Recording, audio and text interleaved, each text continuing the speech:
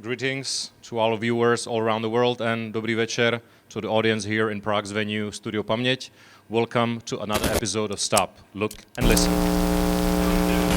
We're back after a summer break and we're honored to have tonight Pavla Jonsson to talk about the female musicians from the Eastern Bloc from the 80s.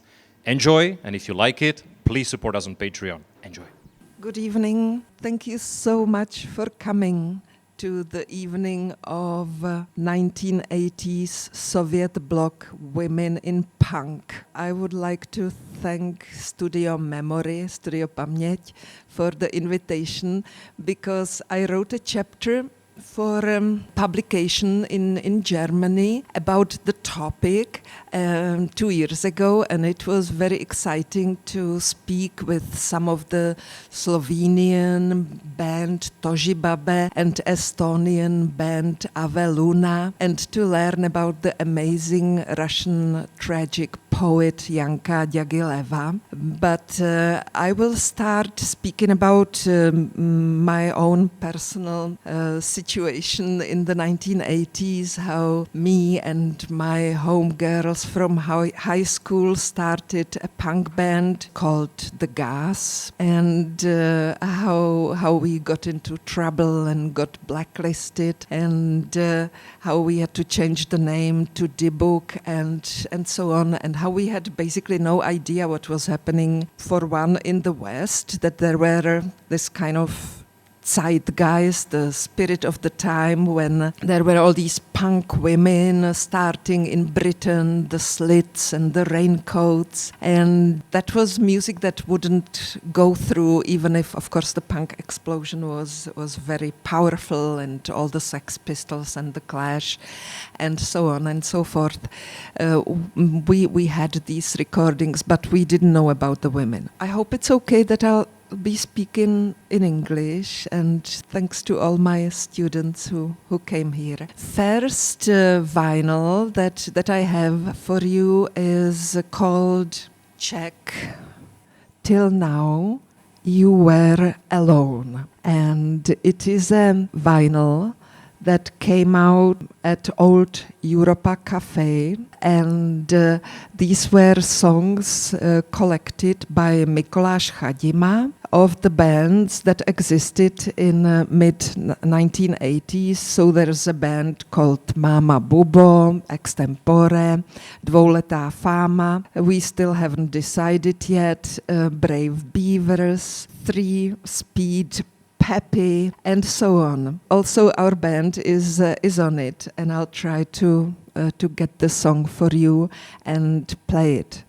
It is a song which is called Kilgore Trout. The recording is really terrible live recording. The Kilgore Trout, maybe some of you might know that he's a hero from Kurt Vonnegut's novels. He's a science fiction writer, and the song is a kind of naive song about Kilgore Trout going to the movies, and he sees on the restroom, he sees a little question, what is the meaning of life? And he doesn't have any pen to write the reply, but the reply, of course, the response is to be the eyes, to be the ears, to be the consciousness of the creator of the universe, you little fool. So here's the song.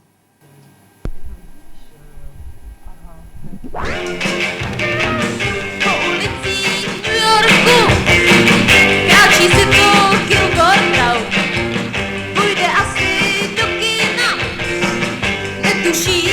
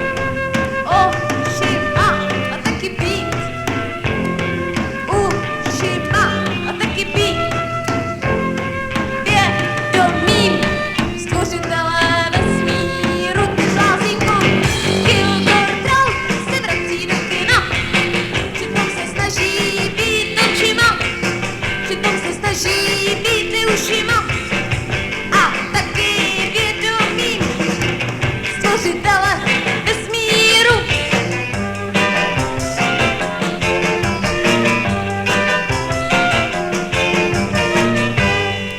So that was Kilgore-Trout. My band had a concert recently at Kladno pod Třešní. One friend told me that he actually did go to see one of these first concerts in early 1980s, and that he didn't know Kurt Vonnegut and Kilgore-Trout, and when he heard these songs that he decided to look for the books, and then he read all the novels and so on. So it was very sweet to learn about it. What is interesting is that the phenomenon of the 1980s was that it was like this late phase of state socialism or communism, as it's called now, and it wasn't so strict, but still there were some incredibly unpleasant things. People would still go to jail and be beaten in the streets and forced out of the country and so on and so forth, and still there would be the Iron Curtain, and still we felt like we lived in a ghetto, even if it was a merry ghetto, of course. So this is a phenomenon which keeps fascinating music scholars and fans alike. And this year my band was addressed by a group of enthusiasts from Brno, and they asked if we had any live concerts recording from the 1980s, and so I sent them tapes, and they made a beautiful vinyl that looks like this, and it's a concert from Chmelnice, which was one of the most lively venues in the 1980s, with young music, which had all the new wave bands that kind of exploded in the 1980s, and there were so many of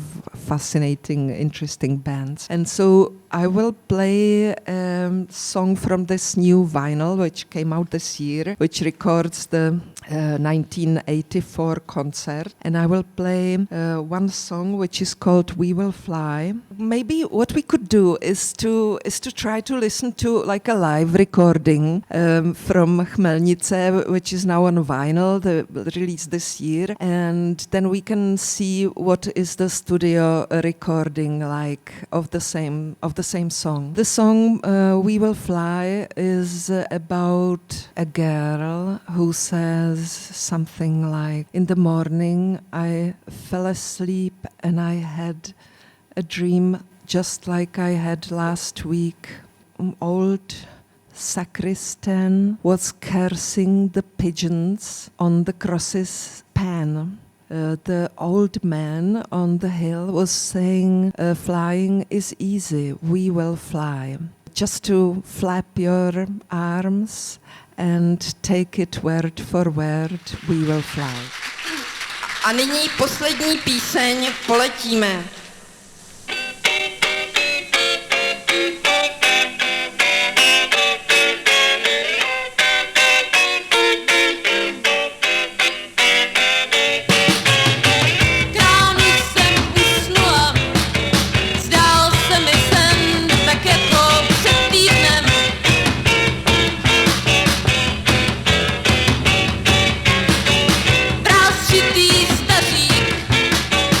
Usmívá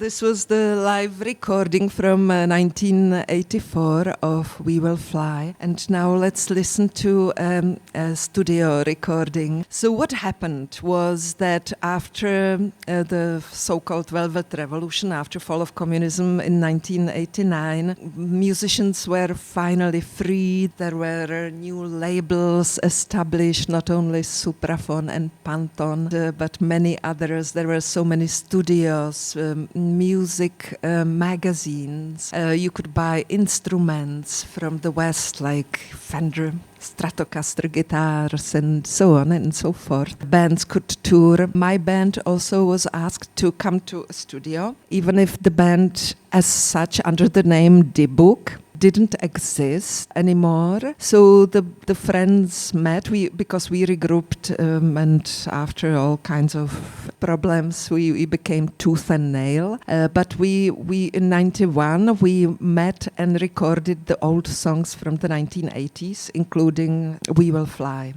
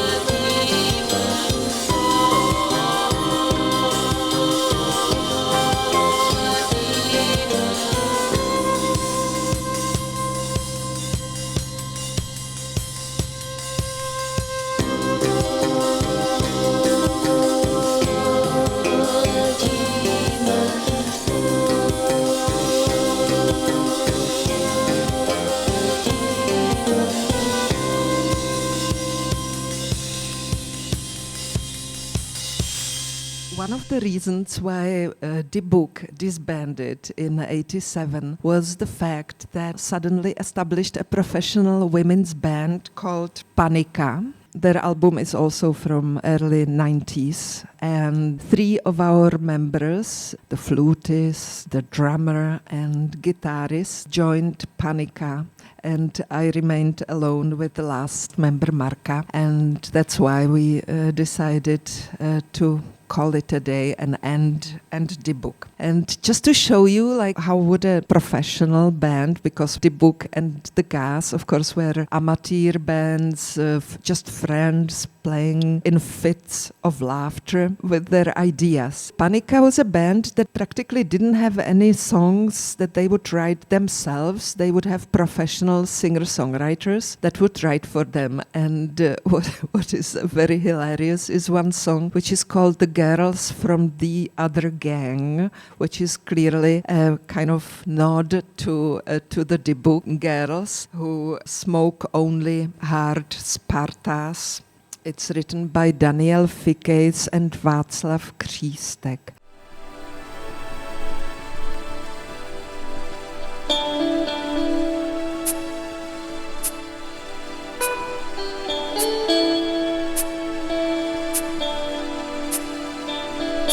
What was interesting was that Panic even went to Cuba or Spain.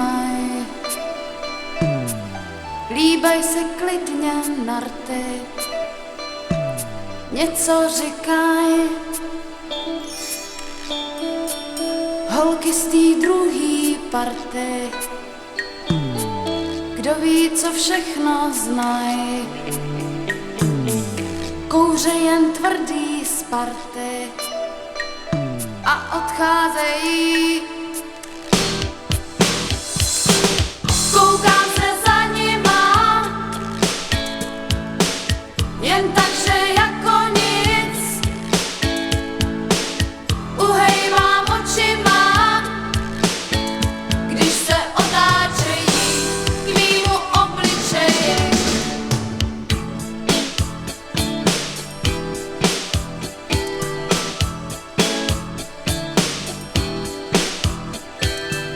Holky z té druhý party se pěkně oblíkaj,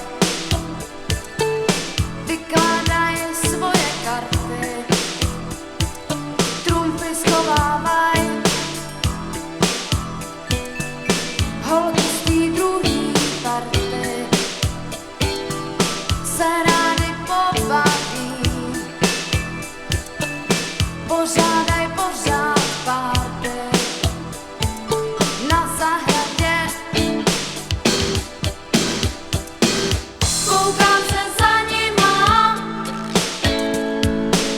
jen tak, že jako nic. Uhejvám očima, když se otáčejí k mýmu obličeji.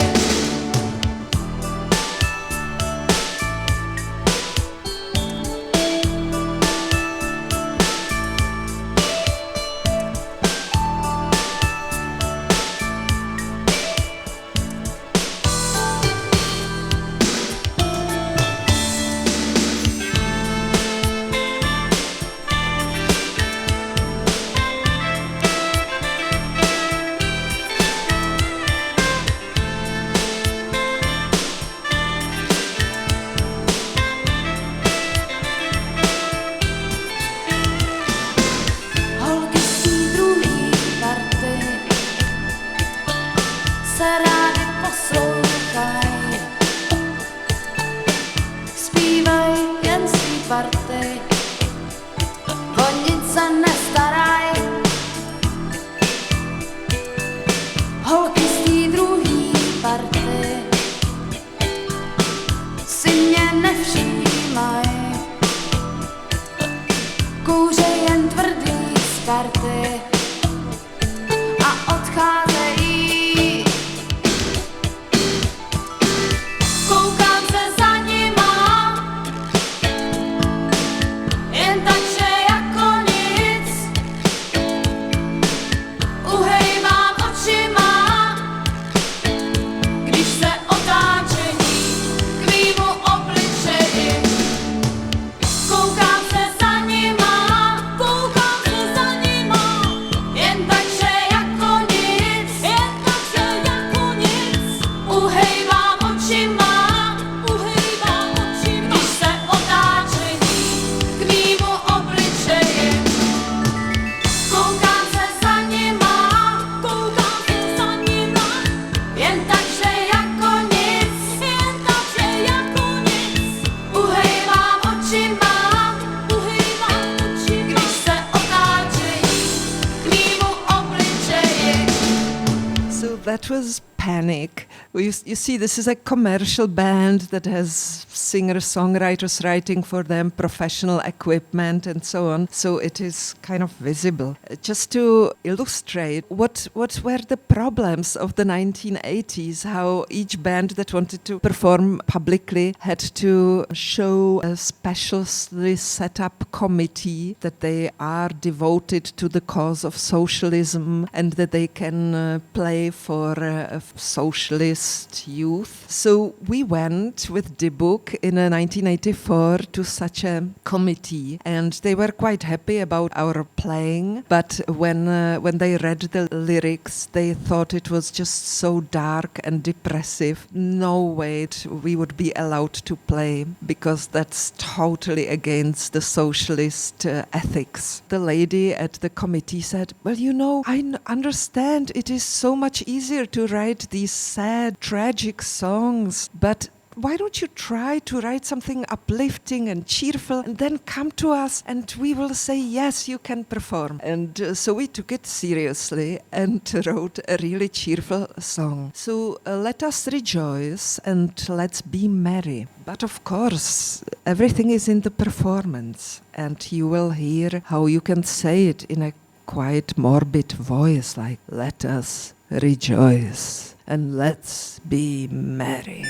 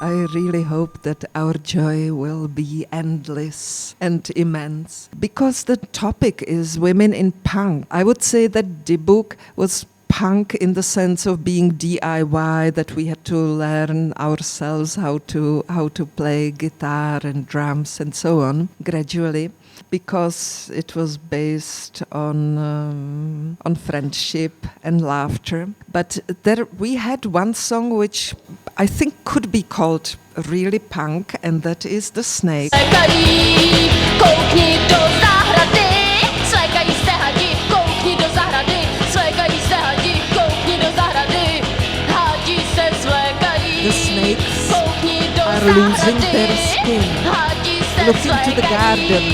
Koukni do zahrady.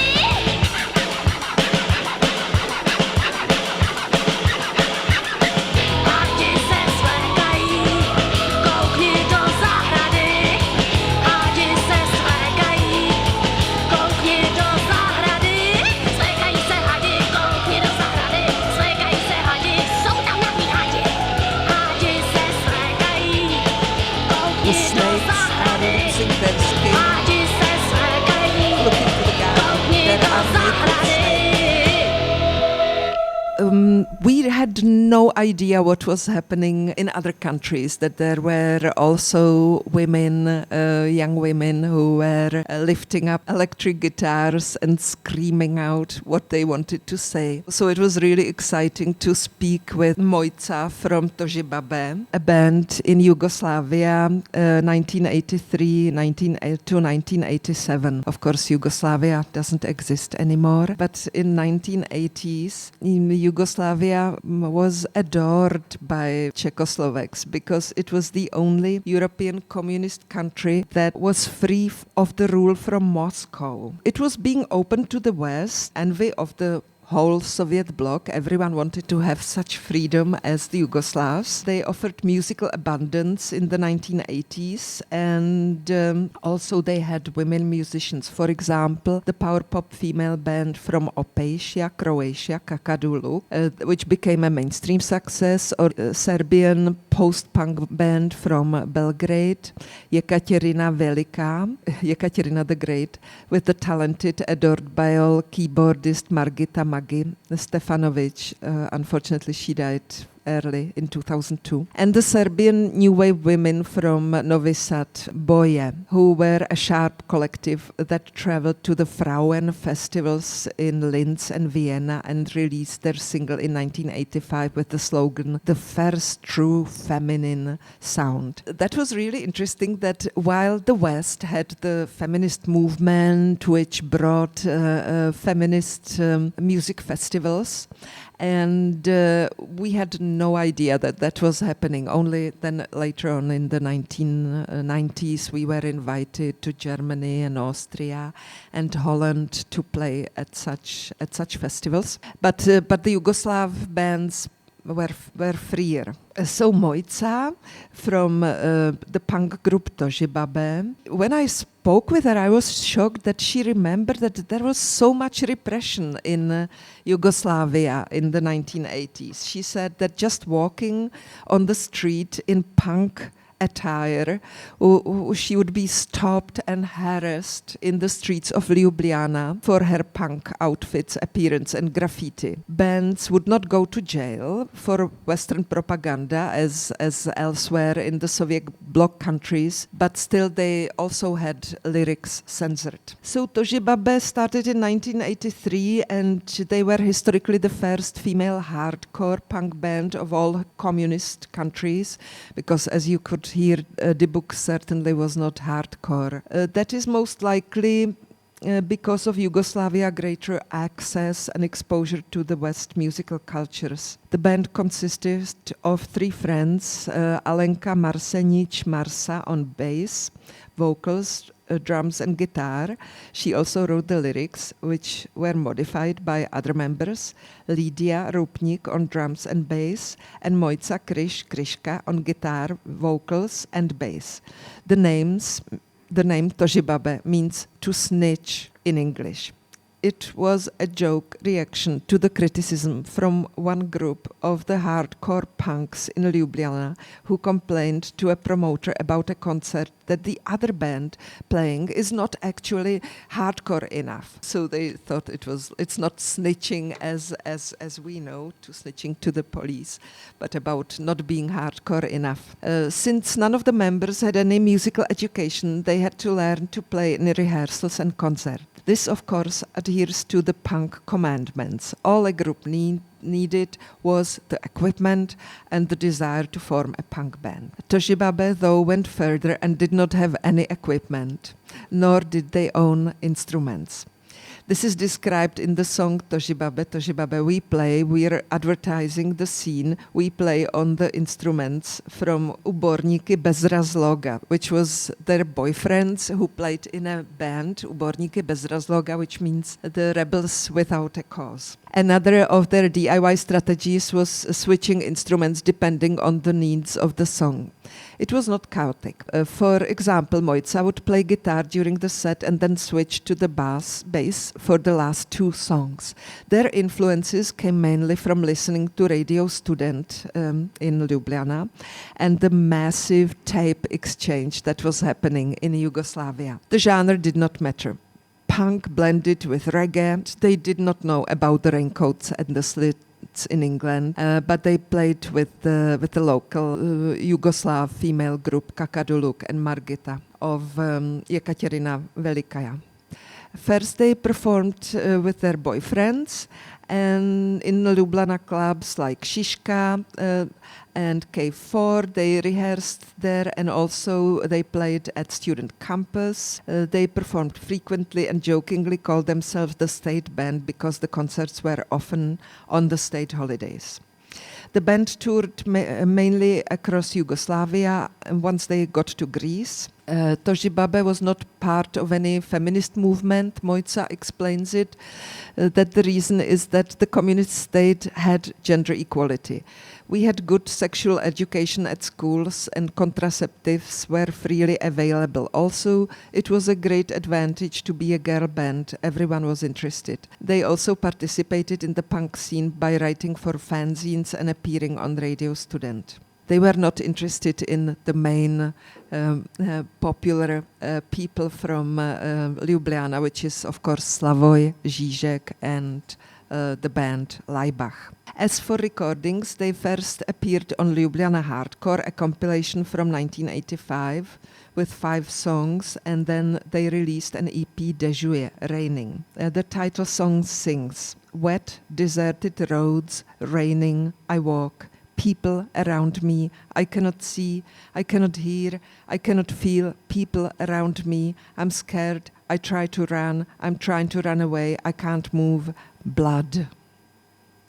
Mojca jokingly noted that their gloomy lyrics were not so much a political comment, but rather introspective, youthful angst, such as I am alone and nobody understands me. Typically, hardcore punk lyrics express anti-establishment, anti-militarist, anti-authoritarian, anti-violence and pro-environmentalist sentiments.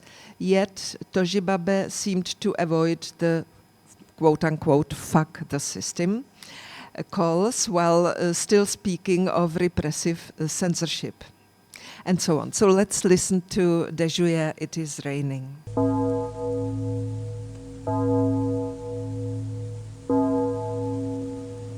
This is 1983, Yugoslavia, Dybbuk.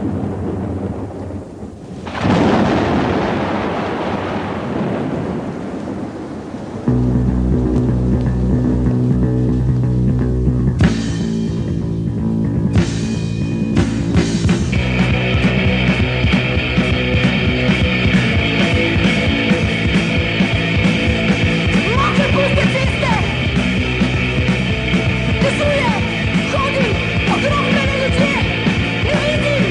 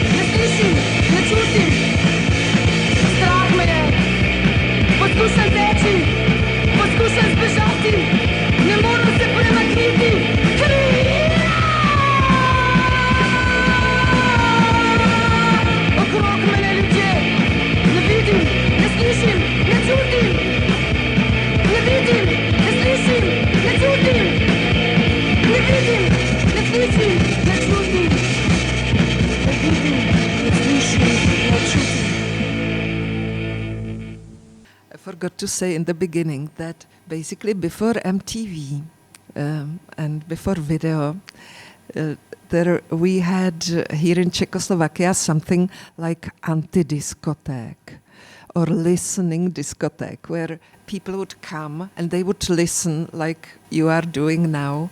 You know, there's no video, you know, it's just audio. And we used to love it in the 1980s. So this is another thing that brings us back to the spirit of the 1980s. And I will now move to Estonia, Tallinn. So Estonia is right at the Finnish border. So all countries that were like on the border of the Iron Curtain had a significant advantage. We will hear later when I'll speak about Janka, who's from Novosibirsk, deep down in Russia. That they had no access to all the avant-garde impulses from Western music. They just knew that there was the Beatles, the Rolling Stones, Led Zeppelin, but not much more. Especially according to Artemy Troitsky, one of the greatest rock critics of the Soviet era, with whom I spoke on the phone. So according to him, let's say Estonia had the advantage that they could hear the Finnish television, and they knew, let's say, some of the German scene, Ex-Mal Deutschland especially. So Aveluna was an all-female band from Tallinn, Estonia. They existed only for half a year in 1988, starting with their first concert in April and ending the last in October at Keila Punk Festival. With just 10 gigs, they became a legend, now with a Facebook page and an audio recording from the festival. Anu Trubecký in April 1988 invited Ave Lainesar and Kristina Kilo to her apartment and proposed the idea to make music together. They could not play any instruments, and singing meant just making a terrible noise, like it had to be in punk rock. That, however, did not seem to be a problem, and the girls started rehearsing their repertoire. Only on the train to their first concert, they selected out of the numerous suggestions the band's name, Aveluna, Hail the Moon. The drummer, Anneli Heilig, joined a couple of weeks after the first gig. The bass player Anu was inspired by the post-punk female band from Germany, Ex-Mal Deutschland. Ave, as a vocalist, was advised by an older hardcore guru to sing like Susie Sue of the Banshees, and so she patterned her vocal style after the British punk icon. Still, Aveluna's music was more influenced by Ex-Mal Deutschland, as the band used a fragment of the band's Mondlicht and their own song. Ave's parents were hippies, and as a kid she was listening to bands like Led Zeppelin, Deep Purple, The Beatles and Pink Floyd. As a schoolgirl, she discovered new music from Finnish TV. In the late 1980s, the festival Rock Summer took place, and Ave loved Public Image Limited, who played there. There was no information about the existence of British women punk bands like the Slits and the Raincoats, and later she did not feel any special connection to them since her band's gothic rock was so different. The Soviet project was seen as an inevitable evil.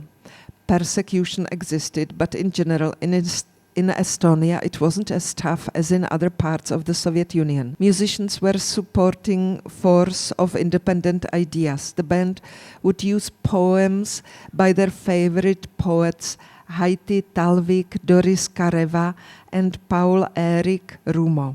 Mostly they expressed depressive ideas of tortured souls and repressed, rather timeless thoughts, quote unquote. Ave studied music as a child, took piano lessons and sang in a school ensemble, but mostly she developed her knowledge by listening to various bands. Ave did not read books, but loved to watch films like Tarkovsky, Hitchcock, and Polanski. Aveluna split up because half of the band wanted to develop further music-wise, while the other half felt that their image and show was more important.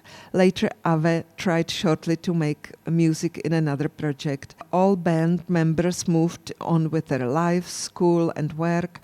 Ave then studied art and worked in an animation studio. She loves working with glass and metal. She has never taken part in the feminist movement and is not aware of any current women bands in Estonia.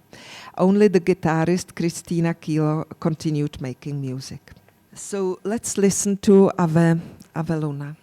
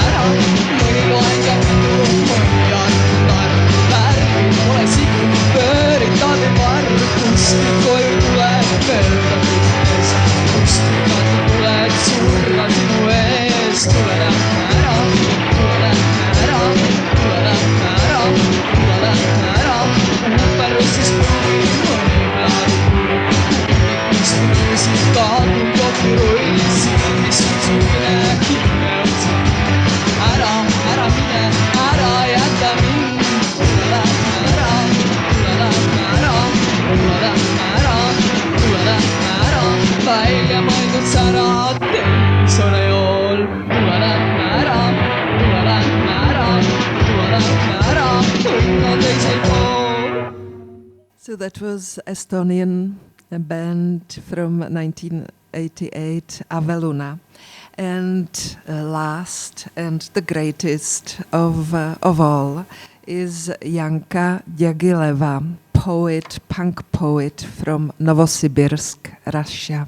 My chapter about her starts with: on May 17th, 1991, a fisherman found the dead body of a young woman in the Inya River. It turned out to be the punk poet Janka Djagileva, 1966 to 1991, who disappeared from her family house on May 9th. She is presumed to have drowned near Novorodnikovo train station and been carried 40 kilometers by the current of the river. The reason of death remains unclear. Unfortunate accident, suicide, or murder. The fact is she was a good swimmer and there was no water found in her lungs in the autopsy. She was buried in Novosibirsk cemetery, aged 24. It was decades later when Pussy Riot and Femen became famous the world over for feminist activism. In the 1980s, outside of the USSR, little was known about Soviet women, with the exception of folk singer Zhana Bychevskaya. Maybe you might have heard about the 1963 cosmonaut Valentina Tereshkova, woman tractor drivers and cement mixers. Even for those of us from the former Soviet satellite states who were required to study Russian, gateways to fully understanding the world's largest country were limited. Travel to the Soviet Union was restricted through special permissions, hand in hand with the hatred and disdain for the occupants of Czechoslovakia, there was and continues to be an adoration of the Russian depth of expression, mysticism, wisdom and humor, from Dostoevsky to Bulgakov, and of course the beloved poets Marina Tsvetajeva and Anna Akhmatova. When the Soviet bloc dissolved after 1990, the newly freed countries joyfully turned their backs on Russian culture. But in some circles, the fascination with the dissident Russian culture continued. Janka Djagileva's music was a dominant topic in Petr Zelenka's 2020 film Drone Man. What does she sing about, asks Pavel, the main character. What do the Russians sing about? About how hard it is to live, comes the answer. The film uses the powerful energy that radiates from Janka's music even to those who do not speak Russian. In the film, an actress of Russian origin, Elizaveta Maximova, gets a tribute band together to keep Janka's legacy alive. While Djagileva remains a cult figure with web maintained by adoring fans, her hometown authorities did not allow a memorial plaque to be placed on her birth house, saying she was a talented but amateur poetess and her fan base is too localized. No future. Janka was a part of the fiercest anti-Soviet underground music scene referred to as Siberian punk. Russian grief blends with punk nihilism in an avant-garde mix, which has a feminine stamp with topics of rape and sexual aggression, sometimes used as political metaphors. Janka, though, was one of the boys. She referred to herself in the male gender and neither used makeup nor wore feminine clothes. She was born in Novosibirsk to a family of engineers who supported the gifted child by sending her to study the piano and then the guitar. She started writing poetry at school, reading to her best friends and singing and playing guitar in school talent shows. Her favorite writers included Tsvetajeva, Akhmatova, and so on. She listened to Vysotsky and early Bichevskaya. She was often likened to Janis Joplin and Patti Smith. However, there are no derivative elements in Janka's unique style of expression. Musically, her style is an authentic mix of rapid punk speed with a strong sense of melody. Her lyrics are dark, as demanded by the No Future motto, and her language displays mastery and radiance. Her friends remember her as kind and funny, humbly dressed, ignoring the pressure of schoolmates. She would always carry a guitar with her. After school in 1984, she wanted to study at the State University, but because of her mother's illness, she decided to go to the Institute of Water Transportation instead. After 3 semesters, she quit in 86, but spent her time well by writing poetry and playing with the political band Amigo, where she learned how to perform professionally. In 86, she got engaged to Dima Mitrochin, but decided not to marry him at the last moment before the wedding. Not much is known about her love life, but in the documentary Traces in the Snow from 2014, we hear that all men were madly in love with her. Her songs, though, never speak about happy romance, only about sexual violence, diseased womb, abortion, and suicidal feeling afterwards. She was introduced to the underground scene by Irina Letyava, who organized concerts in her apartment. There Janka met the charismatic underground singer-songwriter Alexander Bashlachev, who became her friend and stayed in her home in 87. In 87, Janka also met Yegor Letov and joined his band Graždanskaya obrana, civil defense, often abbreviated as grob, which means the grave. As the leader of the Siberian scene, Letov was a controversial underground dissident. At the time of their meeting, he had just been released from a mental ward where he was forced to stay 85 to 86 for his musical activities. The two of them ran away and managed to avoid another incarceration of Letov by hiding until the prosecution was stopped in 87. According to an internet biography, Letov was cruel to Janka, putting her down in front of people, even at concerts, sometimes kicking her out of his company before calling her back to him. But he was instrumental in the recording and preserving Janka's songs. He also forced her to play and sing not like a folk singer but in a punk style. He stole all of her writings from her home after the funeral, while the family observed the drunk rampage in shock. After Janka's death in 1991, he released Stid and Shram, Shame and Reproach. Shortly before his death in 2008, Letov managed to remaster all of Janka's albums and several concerts and handed them over to a publisher. The Siberian underground was a unique scene, more radical than the scenes in Moscow or Leningrad, which existed in more surveilled circumstances. Vice magazine described the 1980s. In the Baltic states, there were kids dressed as punks, complete with chains and riveted jackets. But in Siberia, if you looked like that on street, you wouldn't be able to walk more than 100 meters. After that, someone would just take you around corner and beat the shit out of you. Sergei Firsov, a manager of civil defense in 1980s, explains, everyone was absolutely anti-Soviet. Of course, all of us wanted to break this system. Fueled by the ballast of a totalitarian regime, both the radicalism and the fury of Siberian punks went far beyond anything seen in the West. Janka was against giving interviews, so there is only her poetry, music and memories of her friends to draw from. In Russian rock poetry, we find a poem from 1987 called You Should Certainly Finish Us Off, describing her relationship to the system. You should certainly finish us off, take us all to the stained smudgy wall, lug us down with the Kremlin dark vault, teach us all the paternal instructions, read out loud the fair verdict of yours, you'd dispose of us all by sunrise.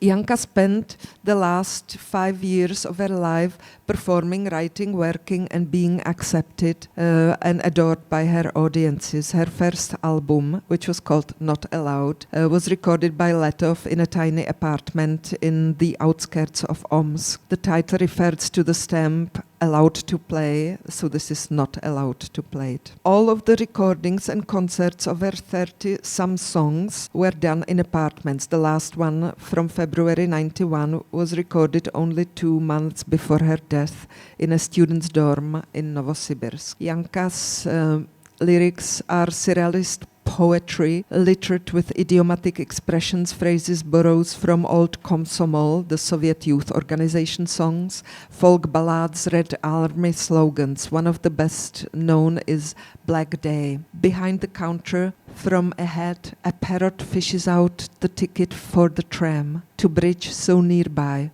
for chopper with no windows and no doors, into still waters with the troubled head. The wheel is turning faster every day. Images like a helicopter without doors and windows are typical, as there is no way out. The darkness is omnipresent. It is very frightening to fall asleep, she says in another song. Canadian scholar Anthony Quallin described her through her songs of gloom and alienation. She was able to create intimacy with her audience. Suicide and death as coming home, quote unquote, seemed to be the main topic of her poetry. Her last recordings include Gori Gori Jasno, Burn Burn Bright, where she accuses the working class of raping her. I was swallowing on the road, blending the mud with my tears. They tore apart my new skirt and stuffed it into my mouth. Hail to the great working people, the invincible, powerful people. When she sings the last song she ever recorded, The Water Will Come, with its lyrics, the water will come I will be asleep. It sounds like a plan or prophecy, depending whether her death was a suicide or murder. Her final album, Shame and Disgrace, is a worthy crowning achievement of her work. In the last month of her life, the depression Janka suffered became extreme. These events pained her: the death of her much beloved mom of cancer, her stepbrother being charged with medical malpractice, the suicide of Bashlachev, who jumped out of the 9th floor. As an attempt to save him, Janka writes, the poem is very cheerful. The lift conked out. It thwarted the plan of suicide. If you plod up the stairs, you will have time to budge. There is no evidence of the euphoria at the end of the USSR, as if history did not reach as far as Novosibirsk. Janka Djagileva is one of the most original punk poets of the 1980s. Her legacy is guarded by die-hard followers around the world. As a pioneer of the women punk scene in Russia, she often clashes with the male guru Yegor Letov, who snarled at her feminine whining. She was not feminist, but described the reality of her life from a feminine viewpoint. And now a song. So Janka Djagileva.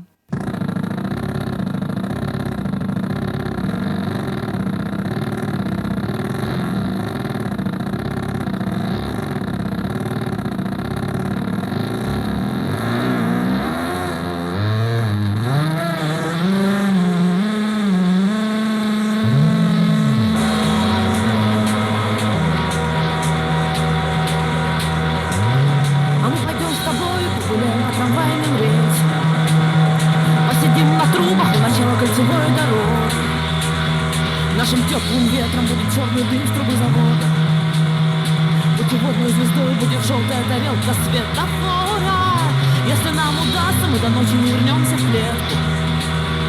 Мы должны уметь за 2 секунды зарываться в землю, чтобы остаться там лежать, когда по нам поедут серые машины, увозя с собой тех, кто не умел и не хотел впереди валяться.